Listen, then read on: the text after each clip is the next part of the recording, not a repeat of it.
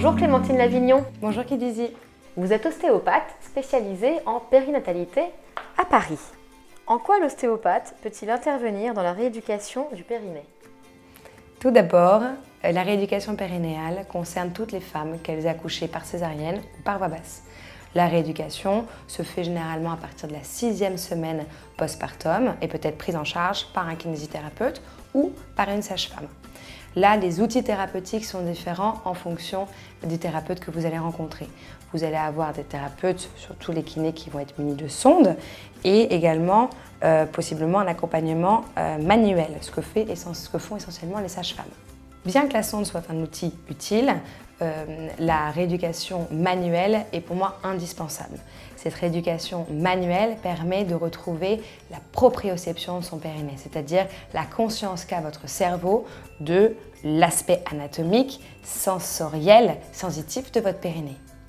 Le périnée est constitué d'un ensemble de muscles disposés en 3 couches musculaires, tel un hamac reliant l'avant du pubis jusqu'au coccyx derrière.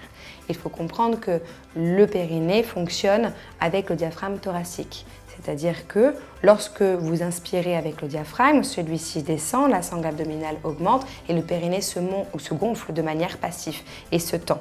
Lorsqu'il y a expiration, le diaphragme, lui, se contracte, remonte, la sangle abdominale, les abdomens, les organes pelviens reprennent leur place et le périnée se contracte.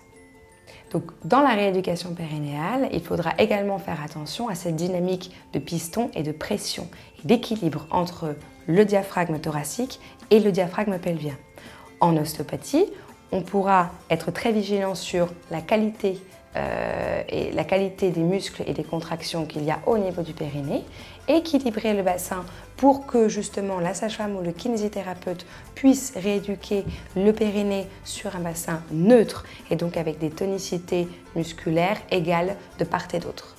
Peut également perturber la dynamique au niveau du bassin, ça va être les cicatrices, que ce soit en épisiotomie ou les cicatrices de césarienne. Nous les manipulons essentiellement à partir de 6 semaines. Comme les kinés ou les sages-femmes peuvent aider par des massages et indiquer aux mamans comment faire pour retrouver une souplesse au niveau des tissus. Nous, notre travail sera toujours d'accompagner ces autres thérapeutes, mais par notre toucher, d'aider à défibroser les cicatrices. Donc, s'assurer de la bonne mécanique au niveau du bassin, de l'équilibre rachidien, mais également de l'équilibre pressionnel entre le diaphragme thoracique et pelvien sera indispensable pour que la rééducation faite avec mes confrères se passe dans les meilleures conditions.